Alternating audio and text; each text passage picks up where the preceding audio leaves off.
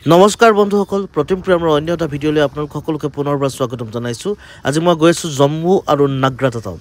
Jammu নাগৰাতা town সকলোবিলাক দেখুৱাম, বজাৰ সমাৰ, ইয়াৰ কালচাৰ, ড্ৰেছ পোছাক, গাড়ী সকলোবিলাক দেখুৱাম। তো ভিডিঅ'টো শেষলৈ চাই থাকিব, ধুনীয়া ভিডিঅ' হ'ব। আহক ভিডিঅ'টো আৰম্ভ কৰোঁ।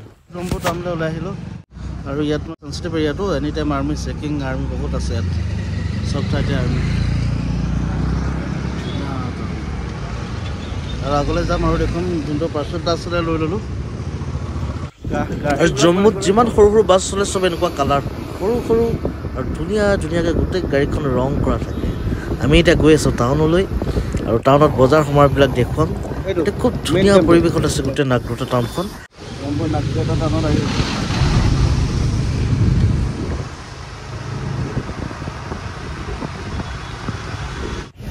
জম্মুৰ নাগৰাতা টাউনখন একেবাৰে সৰু টাউন, কিন্তু ইয়াত সকলোবোৰ বস্তু পোৱা যায়। আৰু ইয়াত আটাইতকৈ ভাল কিনিবলৈ গৰম কাপোৰ কানি একেবাৰে কম দামত পোৱা যায়। আৰু দেখুৱাম ইয়াৰ ড্ৰেছ কেনেকুৱা মানুহৰ।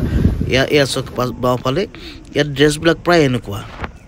আৰু এইখন হৈছে আপেলৰ গাড়ী। ইয়াত আপেলৰ দাম বহুত কম। আপেলৰ দাম 2 কেজিত 50 টকা। কাশ্মীৰৰ পৰা কম হ'ব চাগে ন? 20 কেজি 200 টকা। কাশ্মীৰত 20 কেজিত 200 টকা। বাকচত বনাই দি দিব, আকৌ বাকচত পেক কৰি দিব। আপেল মানে ইয়াত ওচৰৰ মানুহবোৰে চাগে নাখায় আপেল, এনেই গৰু ছাগলীক খুৱাই চাগে বেয়া হ'লে।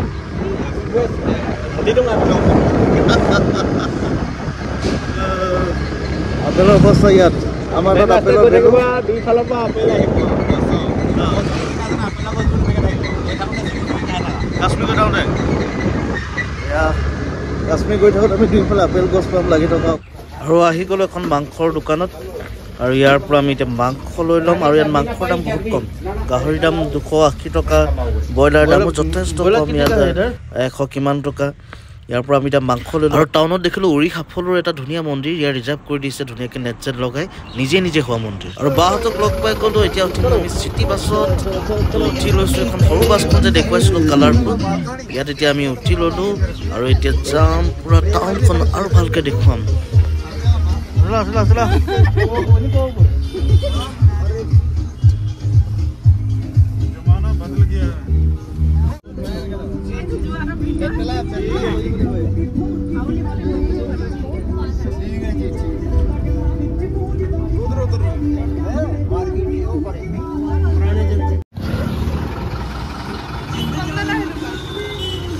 আৰু ইয়াৰ গাজৰবোৰ অলপ বেলেগ দীঘল আৰু গাজৰ এনেকৈ বিকিয়া।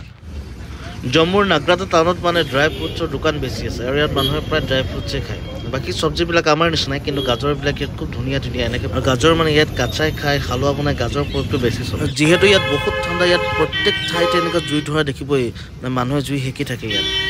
আৰু আমি খাবলৈ এখন হোটেলত সোমাই গ'লোঁ। এইটো কি নাম আছিলে মই পাহৰি গ'লোঁ। ইয়াৰ মানে খাদ্য শৈলীটো অলপ বেলেগ। আৰু এনেকৈ আমি অলপ ঘূৰি পকি সন্ধিয়া লাগিব হ'ল আমি ঘৰলৈ উভতি আহিলোঁ। আৰু ইয়াৰ পাছৰ ভিডিঅ'টোত আমি যাম ইণ্ডিয়া পাকিস্তান বৰ্ডাৰ। এটা খুব ধুনীয়া ভিডিঅ' হ'ব। মোৰ চেনেলটো ছাবস্ক্ৰাইব কৰি ৰাখিব। আজিলৈ এৰিছোঁ, বাই বাই।